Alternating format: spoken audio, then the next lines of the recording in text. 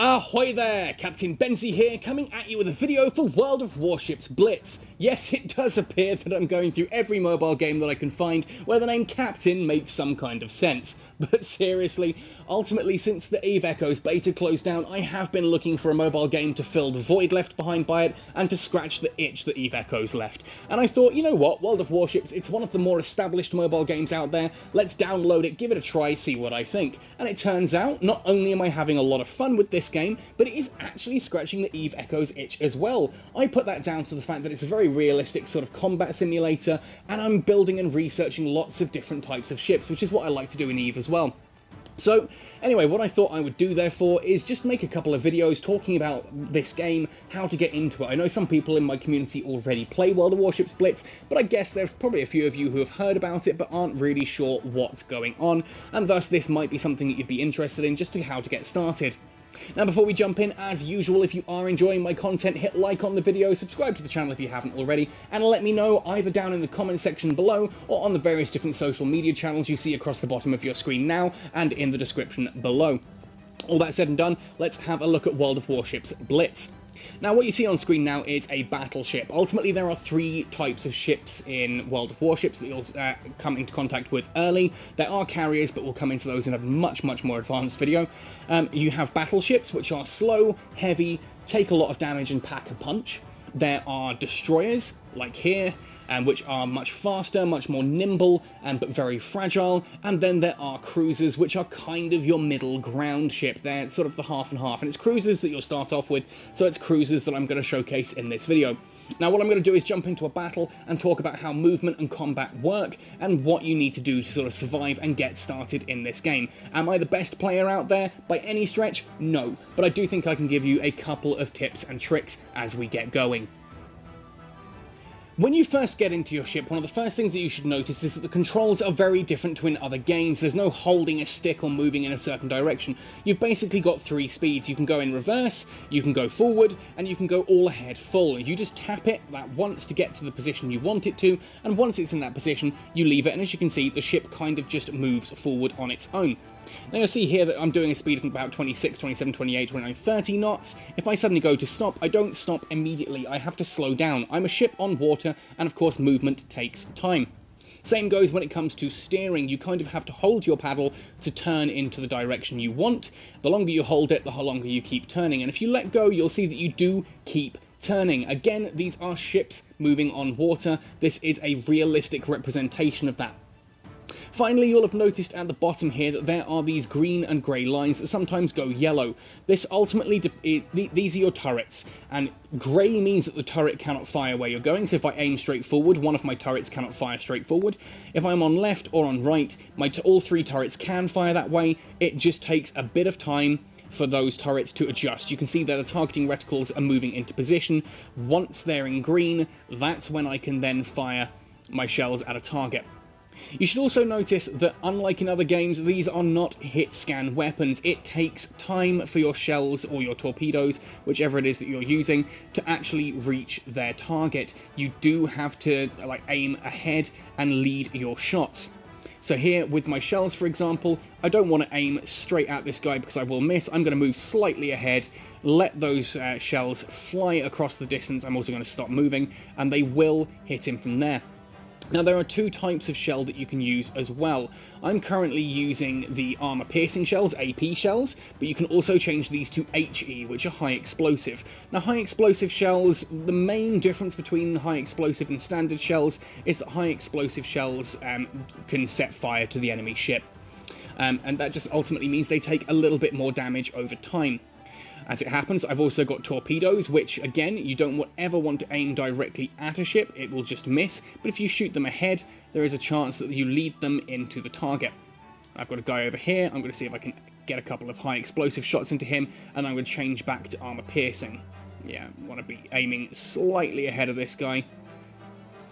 There we are, and as you see, it takes me a bit of time to actually reload as well.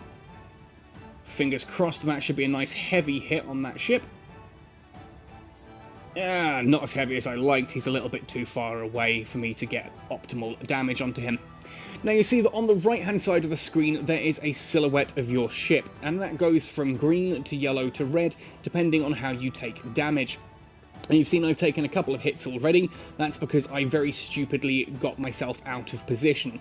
And because of how slowly and heavily your ships move, even the destroyers, once you're out of position, it can take an awful long time to get back into position. If you make a mistake on how you are positioning yourself, it can take a long time to readjust into a safe position. So do bear that in mind. You do have to plan ahead. Like this guy here clearly hasn't planned ahead. He's not watching where he's going. He's sailing right into my path. So I'm going to just skim around him. And there we are. I can see more ships in the distance there. I'm going to lead my torpedoes ahead. I'm then going to lock on, aim up, and fire. While my damage control is off cooldown, I'm going to use that to try and repair my ship a bit as well. Let's see if we can get anything from that there. So again, it's all about leading the shots. Oh, I'm on fire. Let's put that fire out. Lead the shots and then deal as much damage as you can. Crikey, these ships over there are dealing some real heavy hits. Let's see what I can do to this guy. My team, though, has been controlling the central point for a while. They're not controlling it anymore, I see. Ow! Big explosive damage. I'm about to die. That's not a good place for me to be. And down I go. But unlike other games, being down and out does not mean that's the end of the match. As you can see here, I'm in spectator mode, so I can look and see what other ships in my fleet are doing, and I can kind of see what the enemy's doing. As it also happens as well, you can see we're on 506 points, they're on 186. So even though I've been blown up, it's not the end of the match. Certainly, I can go back to port and jump into another match if I want, or I can sit and watch this. I don't think in a minute they can actually claw those points back, but we are going to watch as it happens, and I'm just going to talk about a couple of other things. Now, occasionally, you'll see detected on screen as well, and sometimes you'll notice that a ship kind of appears or disappears from your view. Like there, two of them have just disappeared. That's not a graphical glitch. That's not a case of my draw distance not being high enough. That is a ship moving out of detection range. So, for example, some destroyers have a very good very good surface detection modifier. That's the word I'm looking for, which means that they can actually get surprisingly close before they actually appear and can be seen. It's their way of being sneaky, and certainly just because something disappears doesn't mean you can't fire at it. There are times when I've seen someone beach themselves just as they go out of my detection range. If you keep aiming at that shot, you can keep doing the damage. Like this guy here, there's a ship in the distance there that's out of his detection, but he's still firing. Anyway, I think that's GG to us. Let's see. Yep, 506 to 278. Victory to the green team. Yay! Happy days for me. Roth Almighty Blighty being our MVP for this match.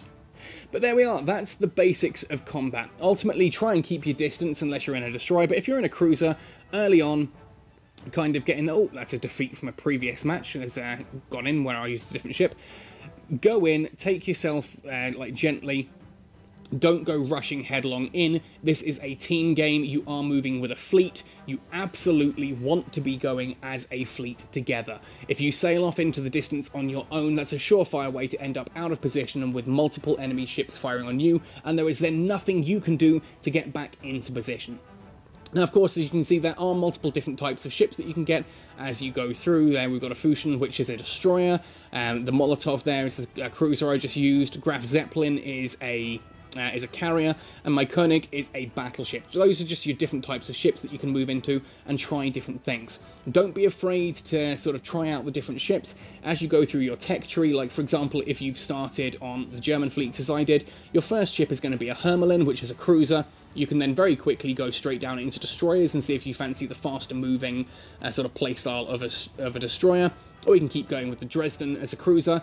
After the Dresden, you can then move down into something like the Nassau, which is your first battleship. And what a battleship this one is. Certainly, if you like the battleship style of play, the Nassau is one of the better Tier 3 battleships to get going with. And of course, have a look at the different races and what they can do as well. If you like the idea of getting into a carrier, for example, the best ways to get into a carrier are either with the US tech tree, because you can get down to the Langley very quickly at Tier 4, or with the Japanese fleet, which again can go down into a Hosho very quickly and very early on. Other than that, some of those are premium purchase or just available like much further down the trees. For example, the Graf Zeppelin is one that you do have to actually spend a bit of real world money on, but I kind of wanted to try this out and I thought, why not? So there we go.